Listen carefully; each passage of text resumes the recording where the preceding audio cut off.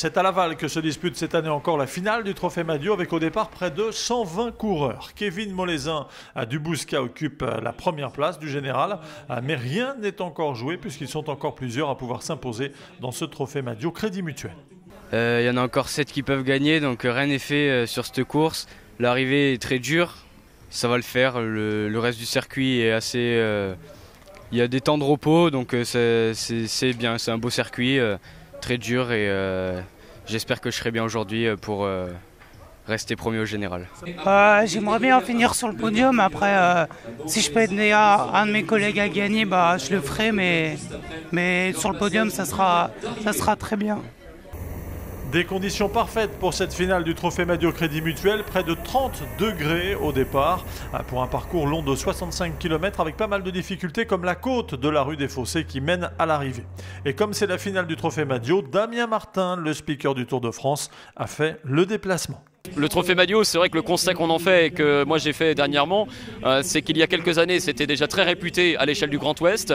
Tous les meilleurs coureurs du Grand Ouest venaient ici et aujourd'hui ça devient vraiment l'échelle nationale. Quand on voit le classement des championnats de France cadets, eh bien on se rend compte que maintenant c'est une étape obligatoire pour bien figurer à l'échelle nationale. Le Trophée Madio bientôt aura autant d'importance que le championnat de France et ça c'est une grande chose pour les organisateurs. C'est la preuve que le Trophée Madio compte sur la scène nationale et c'est tant mieux.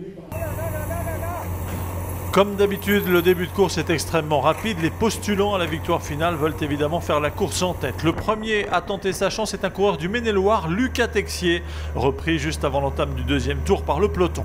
Une finale animée par les attaques de Flavio Mauricio de Parisis et Flavien Brispeau, en tête à partir du deuxième tour sur ce circuit difficile dans la préfecture de la Mayenne. Mauricio va insister en solitaire jusqu'à ce qu'un quatuor se forme en tête avec le retour de Brispeau, accompagné de Dylan Durand d'Ini Palaiso et de Richard Andrade de l'US Métro Andrade qui fait forte impression.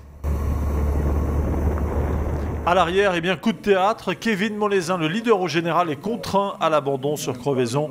Lui qui nous présentait fièrement son tout nouveau vélo sur la ligne de départ. Pas de chance donc pour les Bordelais puisque son coéquipier du Bouscat, Baptiste Lacroix, lui aussi prétendant au titre, abandonne après une chute. À 2 tours de l'arrivée, Enzo Paleni, Flavien Boire et Richard Andrade semblent bien partis pour se disputer la victoire finale. 3 garçons qui ont déjà tapé dans l'œil des observateurs. Je ne suis plus le recruteur des jeunes de la Française des Jeux, du groupement FDJ. Mais... Comment ça se passe alors ? Donc moi je donne des infos, quand je vois des infos je les donne aux recruteurs de notre équipe. Nicolas Boisson ce soir va recevoir un petit mail avec quelques noms comme Palini, Andrade, tous ces jeunes coureurs qui vraiment ont montré de... Mais on les voit, quand on les voit passer, on voit que ce sont de bons coureurs, ils ont une très belle position, ils sont efficaces, ils sont à l'attaque. C'est presque facile de les détecter. On sait déjà, ouais, c'est presque facile de les détecter, quoi.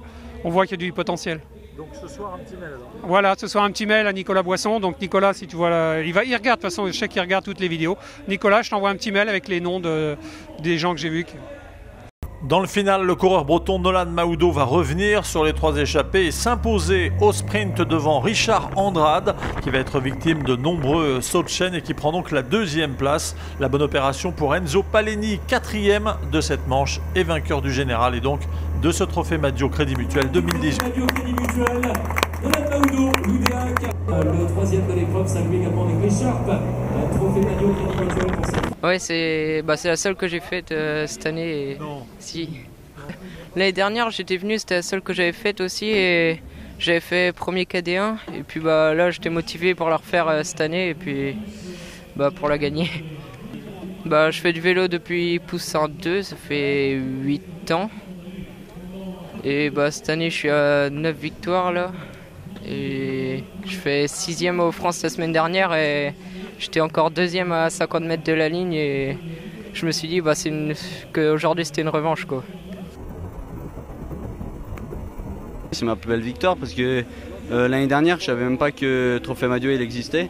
C'est juste en suivant les résultats des meilleurs l'an dernier, j'ai vu Hugo Page qui avait vraiment fait la différence sur le Trophée Madio. Du coup je me suis dit pourquoi pas essayer, mais au début, je pensais pas gagner le Trophée Madio et puis au fur et à mesure des manches, j'ai vu que ça avançait et que je remontais dans le classement général et puis là je me suis dit pourquoi pas tout tenter pour gagner.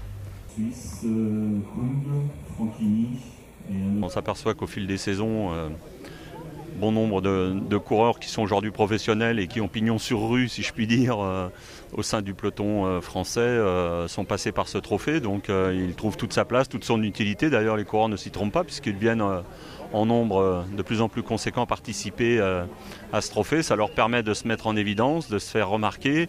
Et dans la foulée, en général, ils rejoignent des structures plus importantes au niveau des juniors et bien sûr des espoirs avant de passer professionnel. Mais je vais vous donner 2-3 noms, Galopin, Desmar, pour les plus connus qui sont passés par ce trophée et d'autres encore. Chaque année, il y a des jeunes qui sont passés par le trophée qui passent professionnels. Donc ça remplit complètement son rôle, au-delà de nos espérances de départ, parce qu'au départ on n'était pas sur ce schéma-là, on était sur un schéma d'offrir des courses sur les week-ends où il n'y avait pas d'épreuve. Et de ce schéma où on a rajouté des courses, on se retrouve dans une situation où on a un trophée qui permet à de jeunes coureurs de venir chercher de l'expérience et de la visibilité pour exister au plus haut niveau.